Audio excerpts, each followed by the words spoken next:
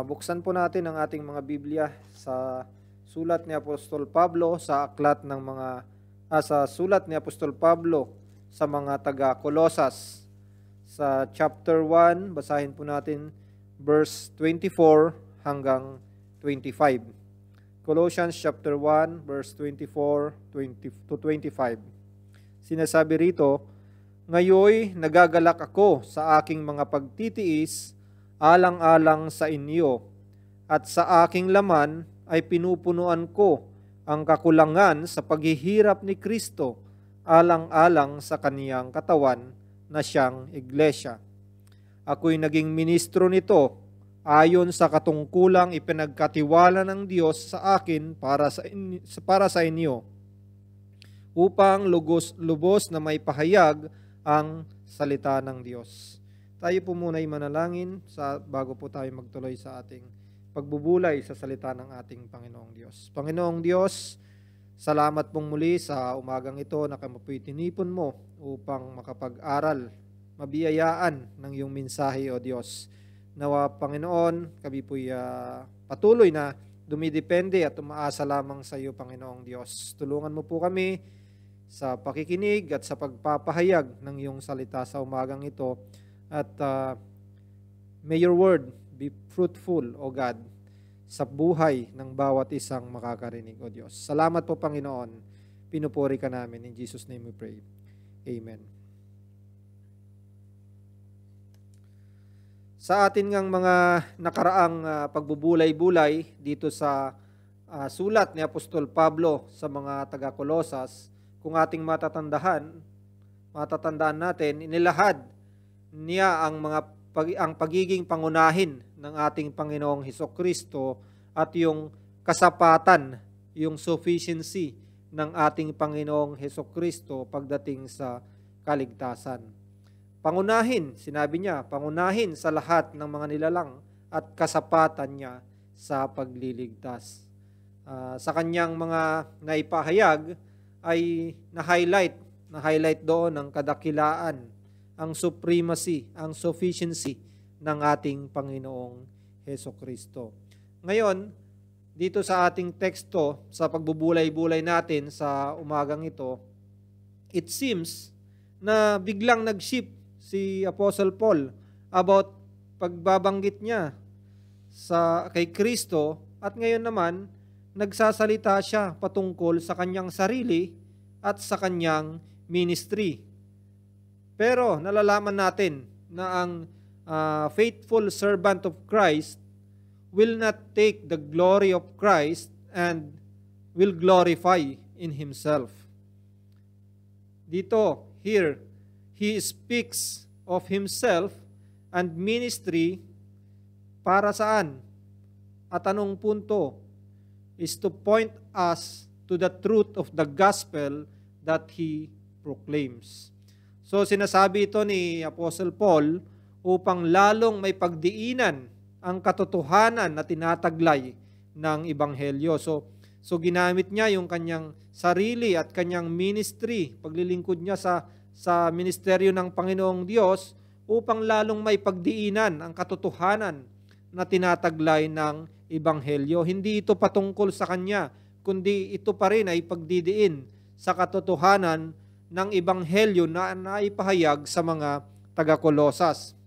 So ginagawa niya ito upang lalong maunawaan ng kanyang mga tagapakinig o kanyang mga mambabasa ang kasapatan ng mensahe na una na nilang natanggap at naipahayag sa kanila, yung Ebanghelyo ng katotohanan na naipahayag sa mga taga-Kolosas. Na tinutukoy niya na ang Ebanghelyong ito na kanilang narinig ay hindi lamang bahagi ng katotohanan, kundi ito yung ganap na katotohanan na kanilang natanggap at kanilang narinig. Ibig sabihin lamang ito na hindi lamang ito kaparte ng katotohanan, kundi ito'y kabuuan ng katotohanan. Now, sa Ebanghelyong ito na tinutukoy ni Apostle Paul, ni Apostol Pablo, kanyang binanggit, ating makikita sa huling bahagi ng verse 23, sinabi niya dito, akong si Pablo ay naging ministro ng Ebanghelyong ito. At inulit niya ito sa verse 25. Ako'y naging ministro nito ayon sa katungkulang ipinagkatiwala ng Diyos sa akin para sa inyo. So siya ay naging ministro ng Ebanghelyo at apostol ng ating Panginoong Hesukristo sa pamamagitan ng kaloob ng Diyos. Sinasabi niya lamang niya dito na he did not self-proclaim. Hindi siya nag-self-proclaim na isa siyang apostol at isa siyang ministro, ngunit ito ay kalooban ng ating Panginoong Hesukristo. Kaya siya gumaganap ngayon bilang ministro ng Ebanghelyo ng ating Panginoong Hesukristo.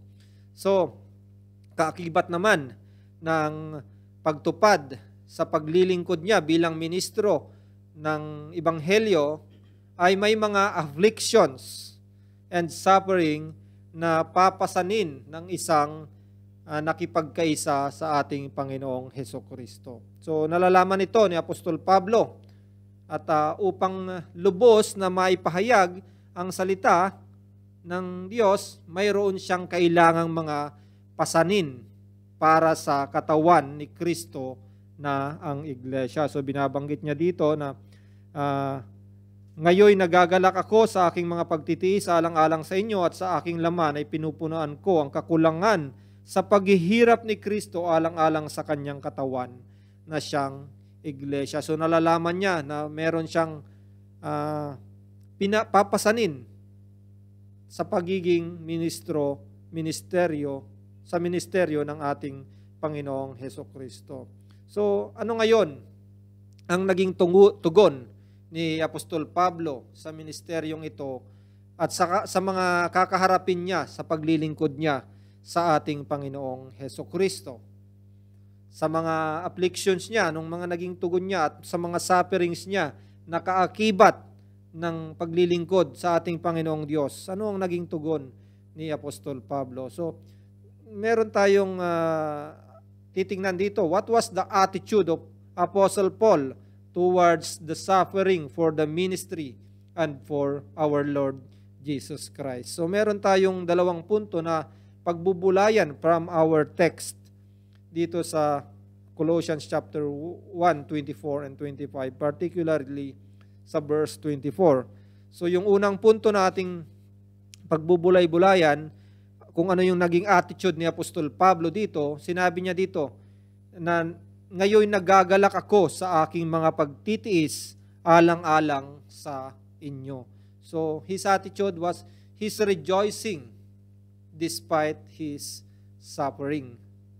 So tignan po natin ito. At yung pangalawa, sinabi niya rin dito na at sa aking laman ay pinupunuan ko ang kakulangan sa paghihirap ni Kristo alang-alang sa kanyang katawan na siyang iglesia.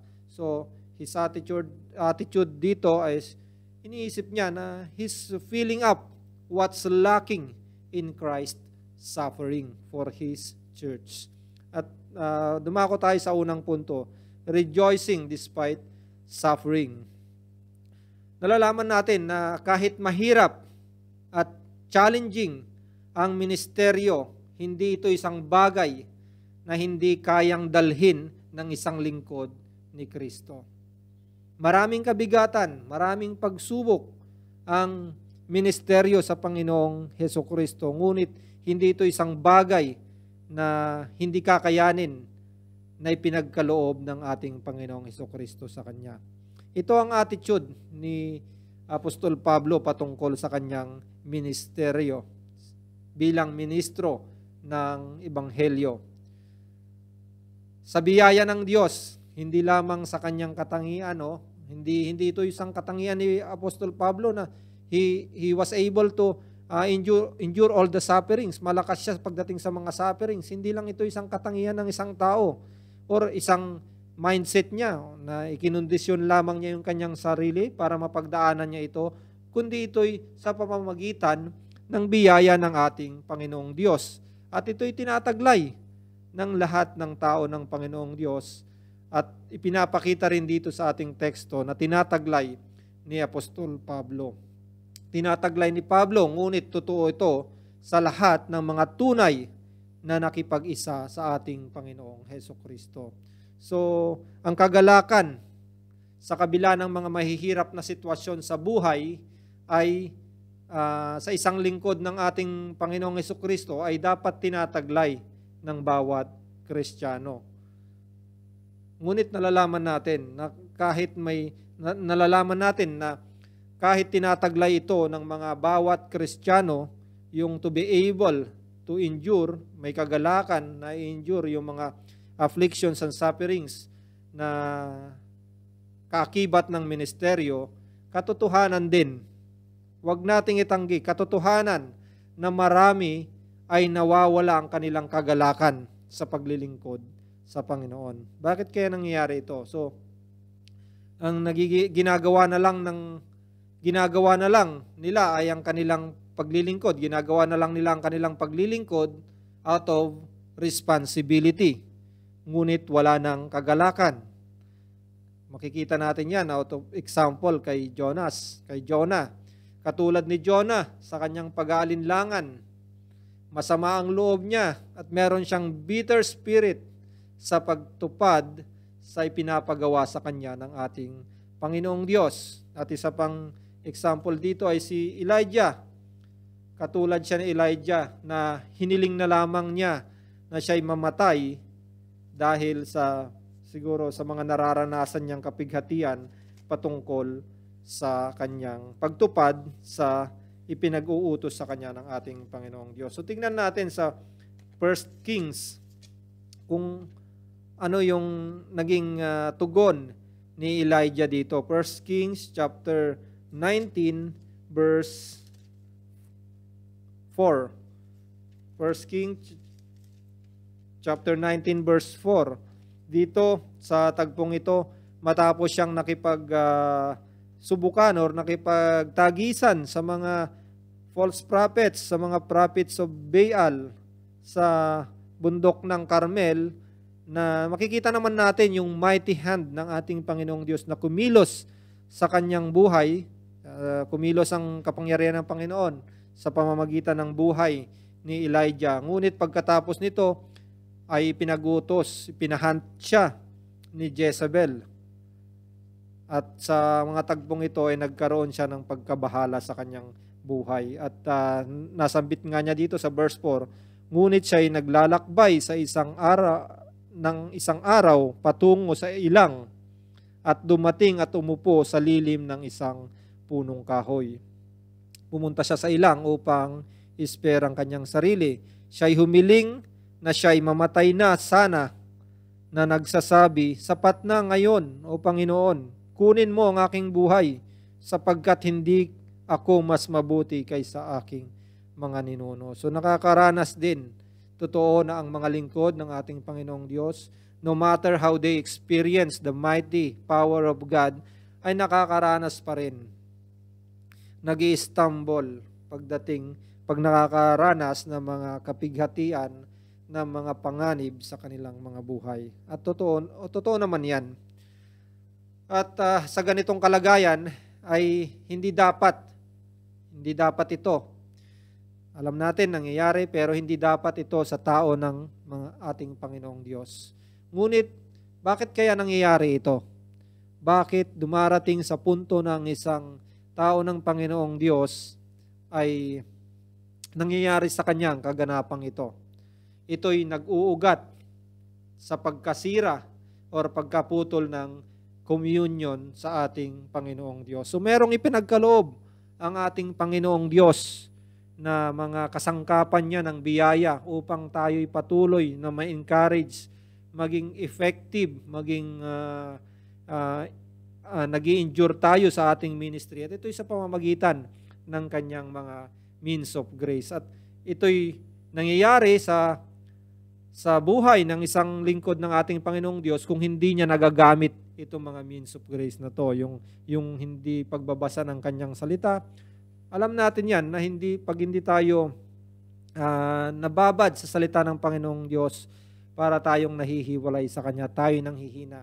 Nandyan yung kawalan ng pananalangin at syempre yung pakikipag-fellowship sa mga kapwa mananampalataya at hindi nakakapag-minister sa bawat isa. So sa ganitong kalagayan, nasisira or napuputol yung ating communion sa ating Panginoong Diyos.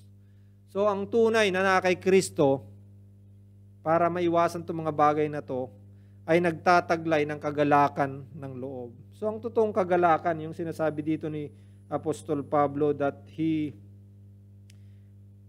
na siya'y nagagalak. Nagagalak ako sa aking pagtitiis. Meron siyang tunay na kagalakan sa kanyang kalooban. Yung internal joy na kanyang nararanasan. At alam natin na ang internal joy, ito'y hindi base sa mga kaganapan sa outward na kanyang buhay. So nakaranas si Pablo ng maraming circumstances. We know the life of Apostle Paul. Nakaranas siya ng mga discouragement sa kanyang pagpapahayag ng ebanghelyo. Ito, yung mga discouragement niya, yung mga circumstances niya, hindi lamang ito yung from outside the church, yung mga afflictions na kanyang natanggap, kundi nagkaroon din siya ng mga kapighatian na idinulot within the church of God. Ngunit, anong kanyang naging tugon? Siya'y nananatili na mayroon siyang kagalakan dahil ito'y nagmumula at mayroon siyang panloob na kagalakan. So yan yung tinataglay ng isang taong naipagkaisa sa ating Panginoong Jesucristo. Meron siyang panloob na kagalakan na kahit anuman ang kanyang kaharapin, outside or inside the church na sanhi, meron pa rin siyang kapayapaan sa kanyang kalooban. Ito yung kanyang inilalarawan. Ating tignan sa 2 Corinthians chapter 4 verse 8. Sa kabila ng kanyang mga pagsubok, meron pa rin siyang kagalakan sa kanyang buhay. 2 Corinthians chapter 4 verse 8, sinasabi niya dito, sa bawat panig ay pinagmamalupitan kami, subalit hindi nadudurog, nililito, subalit hindi nawawalan ng pag-asa, pinag-uusig, subalit hindi pinapabayaan, inilulugmok, subalit hindi napupuksa. Dahil ito sa kagalakan sa loob, panloob, na kalagalakan na tinataglay ng isang tao ng ating Panginoong Diyos. At isa pa, yung para tayo'y magkaroon ng kagalakan sa ating buhay, meron talaga dapat ang tao ng Diyos na humility or pagpapakumbaba sa kanyang sarili. So, ang isang tao nawawalan ng kagalakan, nawawala yung kanyang kagalakan kapag ang tinitignan lamang niya yung kanyang sarili. Siya ay self-centered. Pag ang tao walang humility, lagi niyang tinitignan lamang yung mga pangyayari sa kanyang buhay. So ang isang tao, ito'y evident sa isang tao na wala pa sa ating Panginoong Jesucristo. Kapag nakaranas siya ng mga kapighatian sa buhay, yung mga hindi magagandang mga pangyayari sa kanyang buhay, iniisip niya na hindi niya deserve yung mga ganitong kalagayan. Hindi niya nalalaman. Ang isang hindi mananampalataya or wala sa ating Panginoong Jesucristo, he thinks of himself highly. Hindi niya nalalaman yung doktrina ng anthropology. Hindi niya nalalaman yung kanyang totoong katayuan sa kanyang buhay, at pag may naranasan siyang mga kapighatian, mga affliction sa kanyang buhay, he will say that he don't deserve these things. At iniisip niya na mas mabubuting mga bagay ang kanyang dapat na tinatamasa. So, dahil self-centered siya, naaawa siya sa kanyang sarili, at dahil nakafocus lamang siya sa kanyang sarili, nandun yung awa niya na hindi ko dapat deserve ito. Dapat may mas mabubuting bagay na aking tinatamasa. At mas masaklap pa nito sa mga hindi mananampalataya ay pinaparatangan nila ang ating Panginoong Diyos sa masasamang mga nangyayari sa kanilang mga buhay. Ngunit, kabaliktaran ito. Kung titingnan natin sa buhay ng isang tao ng ating Panginoong Diyos, kabaliktaran ito sa tao ng Diyos. Nakatulad ni Apostol Pablo na ating tinitignan dito sa ating teksto. Hindi niya tinitignan yung kanyang sarili, kundi yung mga sufferings, mga afflictions na kanyang dinaranas, hindi ito nagre-result ng pagkaawa sa kanyang sarili. Dahil nalalaman niya na he is unworthy. He is unworthy. Yung unworthiness ng isang servant ng ating Panginoong Diyos ay kanyang nalalaman. Hindi niya pinapahalagan masyado yung kanyang sarili kasi alam niya yung kanyang totoong kalagayan before our holy, our great God. Tingnan natin sa Luke chapter 17 verse 7 hanggang 10. Luke 17 verse 7 hanggang 10, yung kalagayan ng isang unworthy servant. 17:7 hanggang 10, sabi dito, ang isang attitude ng isang servant dapat dito nalalaman natin.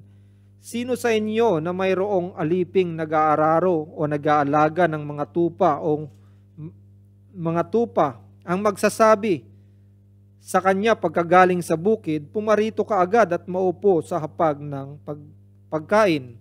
Sa halip, hindi ba niya sasabihin sa kanya, ipaghanda mo ako ng hapunan, magbigkis ka, paglingkuran mo ako, hanggang sa ako'y makakain at makainom, pagkatapos ay kumain ka at uminom.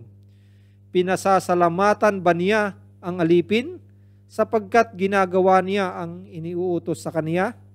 Gayon din naman kayo, kapag nagawa na ninyo ang lahat ng mga bagay na iniuutos sa inyo, inyong sabihin, kami mga aliping, walang kabuluhan, ginagawa lamang namin ang aming katungkulan. So nalalaman ito ni Apostol Pablo that he is a servant, unworthy servant, na ginagawa lamang ang kanyang katungkulan at siya nalalaman na siya'y walang kabuluhan. At dahil dito, hindi siya nagsi-self-pity sa kanyang sarili pag siya'y nakakaranas ng mga sufferings. So alam natin na merong kagalakang panloob ang isang tao ng Panginoong Diyos at merong pagpapakumbaba sa kanyang sarili.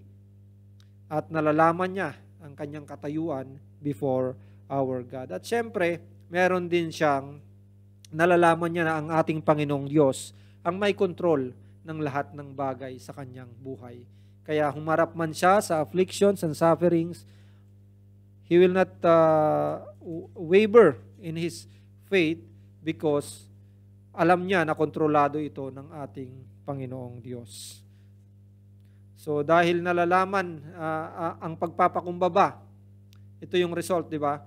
Ang pagpapakumbaba at yung debosyon sa ating Panginoong Hesukristo at syempre yung pagtitiwala sa ating Panginoong Diyos ang nagpoprotekta sa kagalakan na ibinigay ni Kristo sa bawat kanyang mga tao. So binibigay ng ating Panginoong Diyos ang kagalakan sa kanyang mga tao at may ingatan ito sa pamamagitan ng ating humility, ng ating devotion to our Lord at yung pagtitiwala na He is in control of everything na nangyayari sa ating buhay.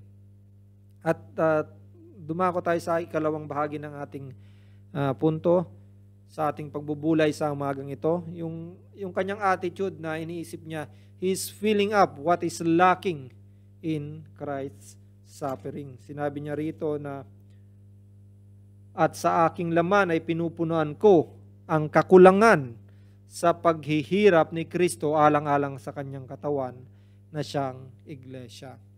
So sa kabila ng mga sufferings na pinagdaanan ni Apostol Pablo, nasa isip pa rin niya na kanyang pinupunuan lamang ang kakulangan sa paghihirap ni Kristo.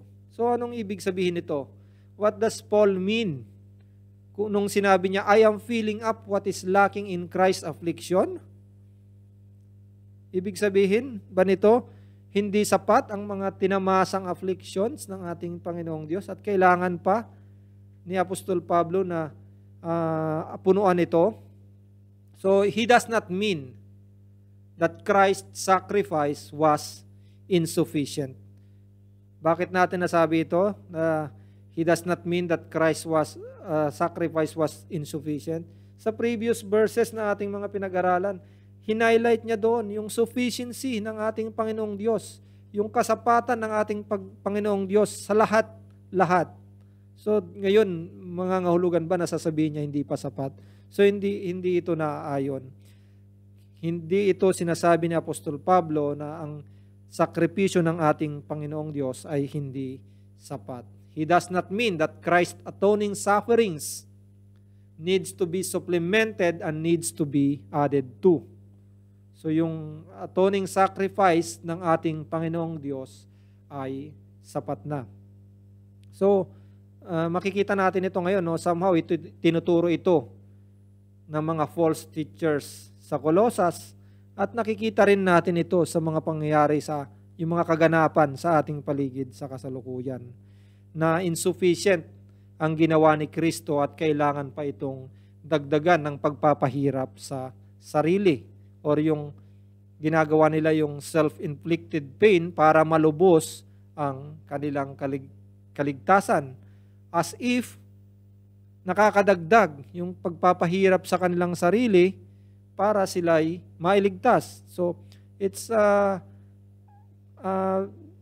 sinasabi lamang nito na hindi pa sapat ang kaligtasan na ipinagkaloob ng Panginoong Jesucristo at kailangan pa nilang dagdagan ito sa pamamagitan ng pagpapahirap sa sarili. So in the next week, alam natin ipagdiriwang yung mahal na araw at nakikita natin yan sa ating bansa. Maraming mga tao nag-inflict ng pain sa kanilang sarili na iniisip nila na ito yung paraan upang matamo nila yung kaligtasan. Pahirapan nila yung kanilang sarili dahil ito'y ginawa ng Panginoong si Kristo. Kundi ginagaya pa rin nila ito. At sa tingin nila, ito'y nakakadagdag sa kanilang kaligtasan. Ngunit, alam natin na ang sufficiency ng sacrifice ng ating Panginoong Hesukristo ay sapat na. Hindi na ito dadagdagan pa ng kahit na sino man. At ito din yung kaisipan. Diba? Ito yung kaisipan ng mga wala sa ating Panginoong Hesukristo.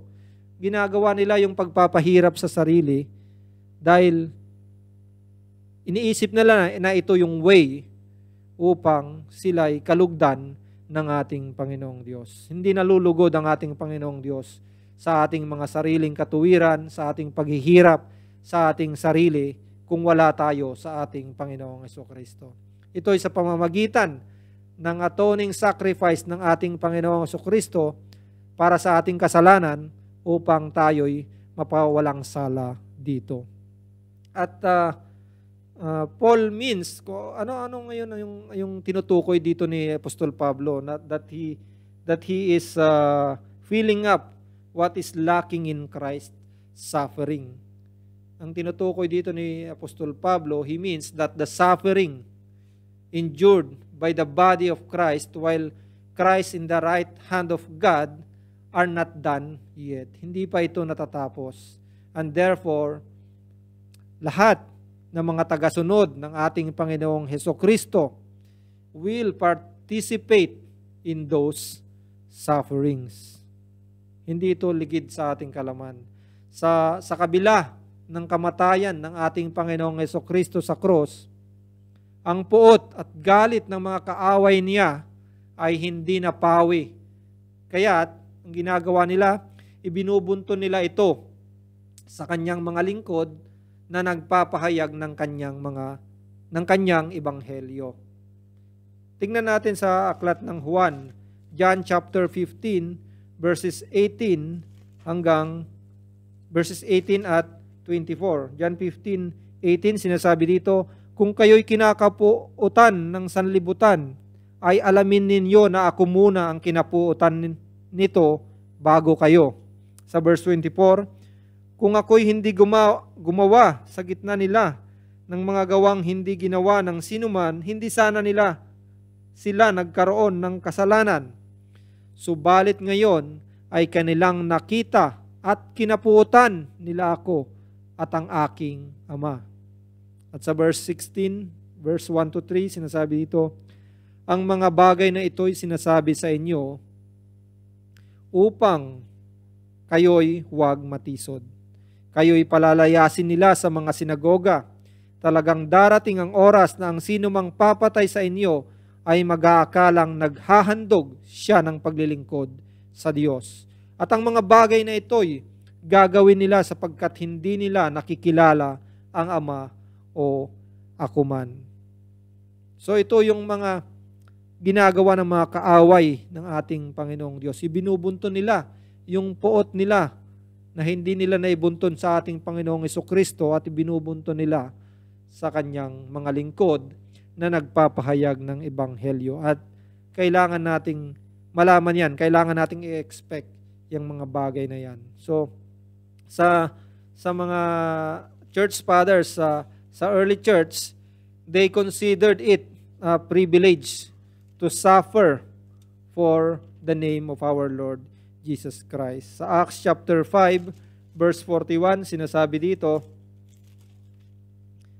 sa kanilang pag-alis sa Sanhedrin, ito yung kanilang naging tugon. Nagalak sila na ituring na karapat dapat magtiis ng kahihiyan alang-alang sa pangalan. So, dahil sa persecution na ginagawa ng mga Hudyo at ng Sanhedrin, sila'y nagalak pa rin. They were privileged to suffer in the name of Christ. So nawa ganyan din yung ating ang ating tugon na whenever we face the suffering sa pagtupad natin sa ating katungkulan sa ebanghelyo ng ating Panginoong Diyos, we will suffer at merong tayong sense of being privileged sa pagtugon dito. At kailangan din naman nating magtiis kung dumaranas tayo ng mga bagay na ito. Sa aklat ng Philippians, sa Filipos chapter 1, verse 29 at 30, sinasabi dito, kailangan nating magtiis sapagkat sa inyo'y ipinagkaloob alang-alang kay Kristo, hindi lamang ang manampalataya sa Kanya, kundi ang magtiis din naman alang-alang sa Kanya. Yamang taglay ninyo ang gayon ding pakikipaglaban na inyong nakita sa akin at ngayoy nababalitaan ninyo tungkol sa akin. So, yun yung mga attitude ng ating Apostol Pablo towards the suffering na kanyang dinadanas sa kanyang ministeryo na ginaganapan sa pagpapahayag ng ebanghelyo ng ating Panginoong Jesucristo. So siya'y nagagalak na siya ay nagtitiis at pinupunuan ang mga kakulangan ng paghihirap ng ating Panginoong Jesucristo. So ito yung mga kayang gawin ni Apostol Pablo. Hindi sa pamamagitan ng kanyang pagsisikap sa kanyang sarili, his own mindset, isinet niya yung kanyang mind towards these things, or yung talagang katangian lang talaga ni Pablo na magaling siyang tumanggap, yung kanyang sarili ay magaling tumanggap ng mga sufferings na ibabato sa kanya, or afflictions na ibabato sa kanya. Ito'y kaya niyang gawin dahil sa biyaya ng ating Panginoong Jesucristo. At ito'y sa pamamagitan ng katotohanan ng Ebanghelyo on how He is so eager to proclaim the gospel kahit may mga maranasan siyang mga afflictions dahil ito sa katotohanan ng Ebanghelyo na ipinagkatiwala sa Kanya. So, in that way, na ipapahayag niya sa mga taga-Colosas ng kanyang Ebanghelyo na ipinapahayag through the description ng kanyang sufferings at yung kanyang ministeryo ay naipagdidiinan niya sa mga taga-Colossians yung katotohanan ng naipahayag na ebanghelyo sa kanya. At ganoon din naman sa bawat sumampalataya sa ating Panginoong Hesukristo, sa ebanghelyo ng katotohanan na ating narinig. So, ano ngayon ang magiging tugon natin bilang mga mananampalataya sa mga attitudes ni Apostol Pablo towards the afflictions and sufferings sa pagganap niya sa ministry ng ating Panginoong Hesukristo? So, ganon din dapat, or ganon ang nararapat na attitude when we encounter the sufferings for the gospel of Christ. Tayong mga mananampalataya, ganon din dapat ang ating maging mga attitude towards these things. We must remember that no affliction endured by a Christian is meaningless. Hindi walang kabuluhan yung mga bagay na ating nararanasan for our Lord Jesus Christ. Sa Revelation 6, chapter 9,